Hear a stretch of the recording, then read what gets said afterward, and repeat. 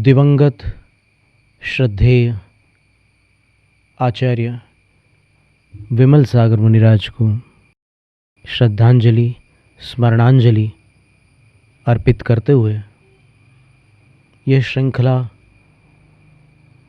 बढ़ रही है। इसमें साधुओं के मुख से, श्रावकों के मुख से, उनसे संपर्क में आने वाले गृहस्थों के मुख से और विद्वानों के मुख से जो जो जानकारियाँ उपलब्ध हुई, उन जानकारियों को संस्मरण के रूप में और कुछ आगम, सिद्धांत, धर्म, दर्शन की अपेक्षा एक धारा में, एक श्रृंखला में यहाँ पर क्रम से वर्णित किया जा रहा है। सन 81 के महामस्तकाभिषेक महोत्सव में, जो कि श्रवण बेलगोल के गोमटेश्वर बाहुबली का सहस्राब्दी महोत्सव भी रहा, आचार्य विमल सागर महाराज श्री, आचार्य विद्यानंद महाराज श्री, जो उस काल में आचार्य नहीं थे पर बड़े प्रभावशाली साधु थे, वक्ता थे, आचार्य कुंतु सागर जी, ऐसे बड़े बड़े गणमान्य आचार्यों का वहाँ पर एक सम्मेलन हुआ था। और वह सहस्राब्दी महोत्सव एक विश्व स्तरीय सफल महोत्सव प्रमाणित हुआ था। उस महोत्सव में गीतकार संगीतकार रविंद्र जैन ने भी अपनी भावभीनी काव्यांजलि संगीतबद्ध करके और अपने ही स्वरबद्ध काव्यों से अन्य गीतकारों के साथ और गायकों के साथ प्रस्तुत की थी। बहुत बड़ा कार्यक्रम हुआ था। वहाँ पर जब सारे आचार्य, साधु, उपाध्याय, आर्यिकाएँ,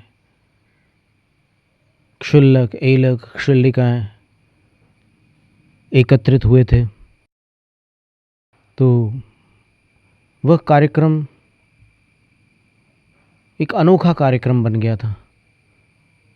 वहाँ दीक्षाएं भी हुई, संलेखनाएं भी हुई और साधुओं की एकता का जो अनूठा दृश्य वहाँ प्रस्तुत हुआ था, वह समाज के लिए प्रेरणा था। 81 में 3 वी सबके होठों पर रहा करते थे। आचार्य विमल सागर महाराज श्री, पूजनीय विद्यानंद महाराज श्री और एक आचार्य विद्यासागर महाराज श्री। ये 3 वी उस समय साधुओं की चर्चा जब भी निकलती थी तो तीनों की चर्चाएं होती थी, प्रधान थे उस काल के। आचार्य विमल सागर महाराज श्री को उस समय निमित्त ज्ञानी कहते थे, आचार्य विद्यानंद महाराज श्री को उस समय राष्ट्र संत कहते थे और आचार्य विद्यासागर महाराज श्री को उस समय ज्ञान के सागर कहते थे।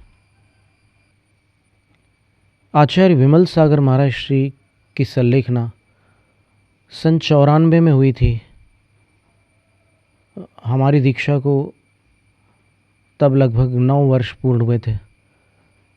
उनकी संलेखना तीर्थाधिराज संवेद शिखर जी पर हुई थी और उनके संपर्क में आने वाले शिष्यगणों से जानकारी मिली थी कि उन्होंने अपने जीवन काल में 5066 उपवास किए। आचार्य विमल सागर महाराज ने निर्जल उपवास किए। तो ये हजारों की जो संख्या है उपवास की,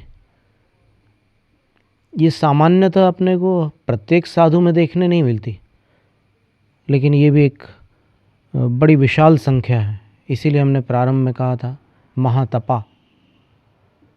तो वो अपेक्षा से अभी अपन अपनी श्रद्धा से जो विशेषण ऐसे गुरु के प्रति लगा सकते हैं वही विशेषण था महातपा।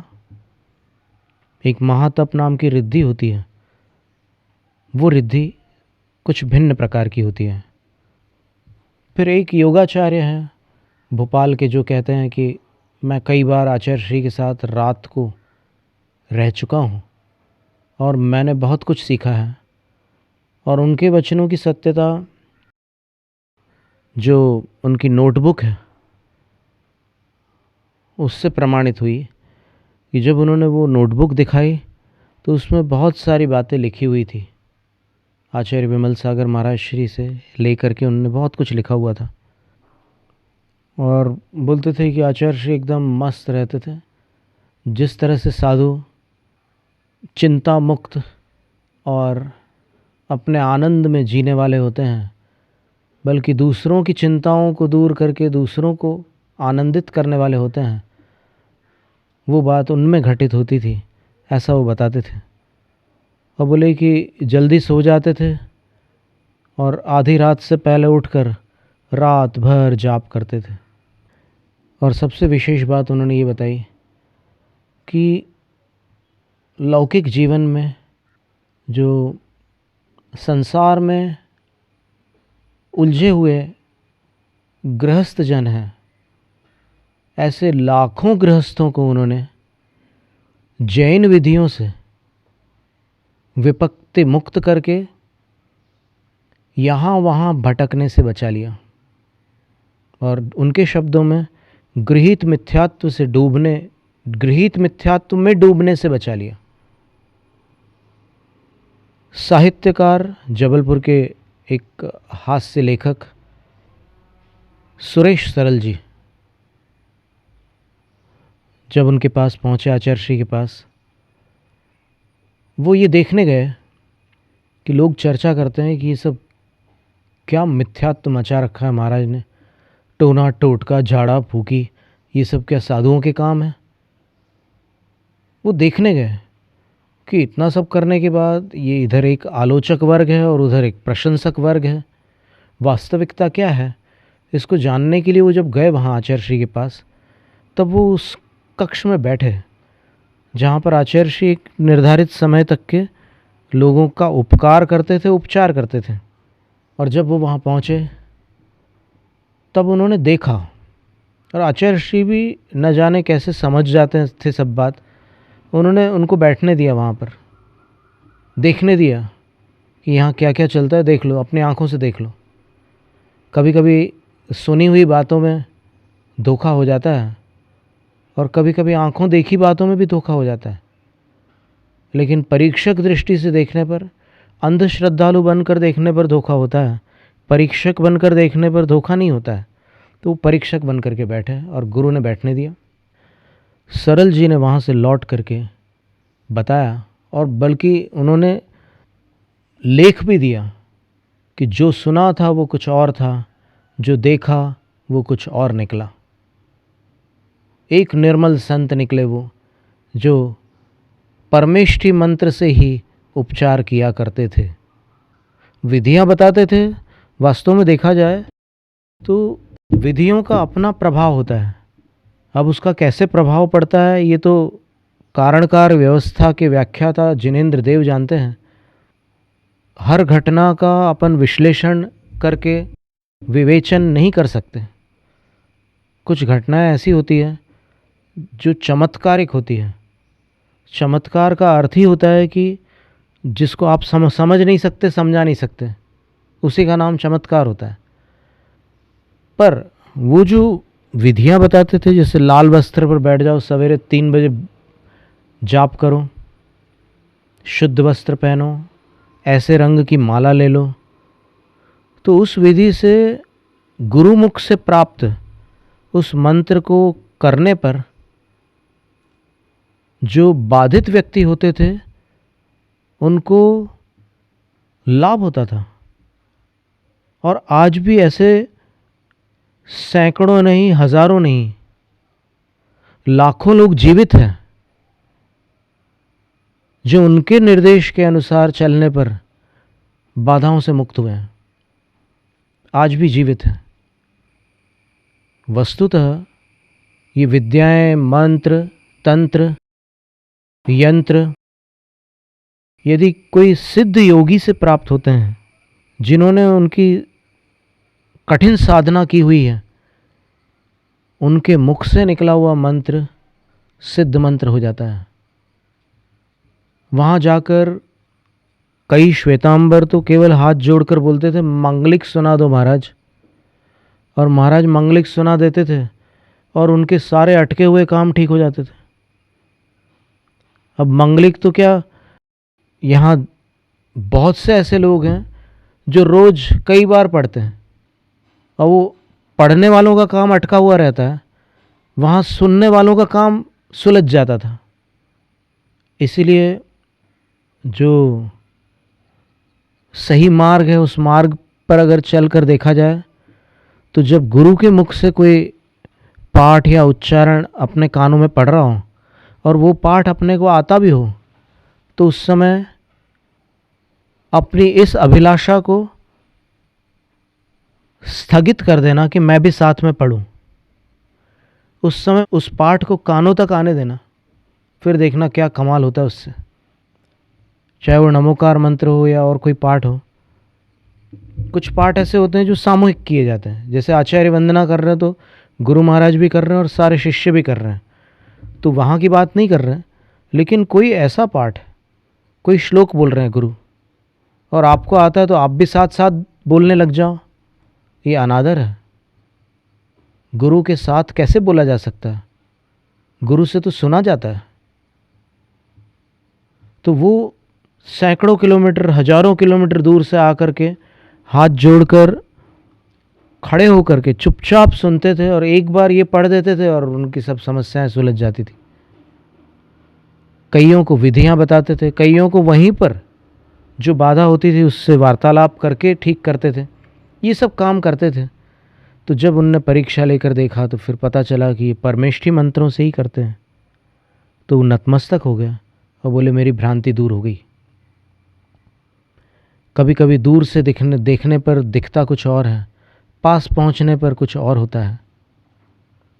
जो दूर से सही लगता है वो पास से गलत निकलता है, जो दूर से गलत लगता है वो पास से सही निकलता है। ऐसी स्थितियां भी देखने में आती है। तो ये तो उनकी क्षमताओं की बात थी, उनकी साधनाओं की बात थी, उनके उपकारों की बात थी, उनके उपचारों की बात थी। उन्होंने जो करुणा, उन्होंने जो वात्सल्य बरसाया है, उससे भीगे हुए लोग आज भी सूखे नहीं हैं। उसकी आर्द्रता आज तक वो महसूस करते हैं। जब वो आँखों से ऐसे देखते थे किसी की तरफ, तो उन आँखों को जीवन भर कोई भूल नहीं सकता, क्योंकि वैसी करुणा और वैसा प्रेम उन लोगों ने केवल अपनी माँ की आँखों में देखा होगा, जो आचार्य श्री की आँखों में उनको दूसरी बार देखने मिला। फिर आप जानते हैं कि जब हीरक महोत्सव मनाया जा रहा था, आचार्य श्री 75 वर्ष के हुए थे, तब एक योजना बनाई गई संघ वालों के द्वारा और विद्वानों के द्वारा। श्रेष्ठीजनों ने भी उसमें बड़ा सहयोग दिया।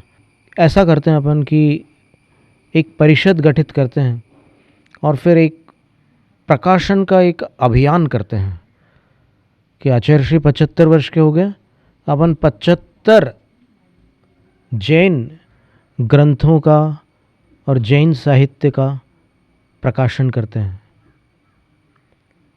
तो 75 ग्रंथों का प्रकाशन हुआ, जिसमें अष्टपाहुड़ है, जिसमें वरांग चरित्र है, जिसमें अन्य भी अनेकानेक चारों अनुयोगों के ग्रंथ थे, उन सब का प्रकाशन हुआ। तब आचार्य श्री भी देखा करते थे कि क्या क्या प्रकाशित हो रहा है। तो स्वयंभू स्तोत्र जब उनके हाथ में आया तो फिर उसमें उनको कुछ ऐसी बातें मिली कि उन्होंने अनुवादक संपादक विद्वान पंडित पन्नालाल साहित्याचार्य जी से पूछा कि पंडित जी, आपने ये अनुवाद किया है, यहाँ से प्रकाशित हो रहा है, पर इसमें ऊपर और नीचे अंतर मिल रहा है। ये घटना स्वयं पंडित पन्नालाल साहित्याचार्य जी सुनाया करते थे कि आचार्य श्री ने मुझसे स्वयं कहा था कि ये अंतर मिल रहा है, पर मैंने उसको वैसे ही रहने दिया। यद्यपि ऊपर के शब्दों का अर्थ, संस्कृत का हिंदी अर्थ मैंने नहीं किया था, लेकिन एक भाव तो वहाँ पर मैंने रख ही दिया था। तो मैंने भाव रखा था, उससे मैं संतुष्ट था। और आचार्य श्री ऊपर के शब्दों को न रखने से असंतुष्ट थे। पर मुझे ऐसा लगा कि आचार्य श्री की दृष्टि कितनी सजग है कि उन्होंने ऊपर और नीचे का अंतर क्षण मात्र में पकड़ लिया। तो यहाँ पर एक मोड़ आता है अपनी इस धारा में कि जिस धारा में सब लोग उनके प्रभाव से प्रभावित थे, विद्वत जन उनके ज्ञान से प्रभावित होने लगे। क्योंकि विद्वानों को चर्या अच्छी हो तो वहाँ जाने की इच्छा होती है, लेकिन ज्ञान अच्छा हो तो वहाँ रहने की इच्छा होती है, चर्चा करने की इच्छा होती है, उनसे कुछ सुनने की इच्छा होती है। तो विद्वान ज्ञान से अधिक प्रभावित होते हैं। पंडित जगन लाल जी से भी उनकी यही स्थिति बनी कि बाकी सब तो ठीक है, जो चल रहा है सो चल रहा है, क्रियाएं चल रही है, आया है शास्त्रों में उस तरह का वर्णन, तो ठीक है, ये चला रहे हैं, ये चलने दे रहे हैं, कोई बात नहीं। लेकिन अपन पूछ कर देखते हैं कि इनसे कुछ प्रश्न तो पूछ करके देखें कि एक आचार्य है, जिन शासन के आचार्य हैं, तो उस आचार्य परमेष्ठी के पद पर विराजमान होकर वो श्रमणों के विषय में कितना जानकारी रखते हैं, ये पूछ कर देखें तो सही। बहुत सारी दीक्षाएं दी थी आचार्य महाराज ने, तो उन्होंने प्रश्न किया, द्रव्यलिंग और भावलिंग के बारे में प्रश्न कर लिया। तो द्रव्यलिंग का अर्थ तो द्रव्य, यानी ये जो शरीर है, पुद्गल द्रव्य, इसका वेश, साधु होते समय जो वेश होता है उसको द्रव्यलिंग कहते हैं। और उस वेश के साथ कुछ नियमावली होती है, उसको द्रव्यलिंग कहते हैं। मूलाचार में 4 चिन्ह बताए हैं दिगंबर साधु के। आचे लक्कम लोचो वो सट्ट शरीर दाव या पड़ी लिहणम ऐसो हु लिंग कप्पो। 10 श्रमण कल्पों का वर्णन करते हुए लिंग कल्प का वर्णन करते समय आचार्य वट्टकेर स्वामी ने कहा कि लिंग यानी साधु का वेश। लिंग शब्द के 20 अर्थ आचार्य अमृतचंद्र सूरी ने प्रवचन सार ग्रंथ की टीका में लिखे हैं, गाथा नंबर 172 की टीका में।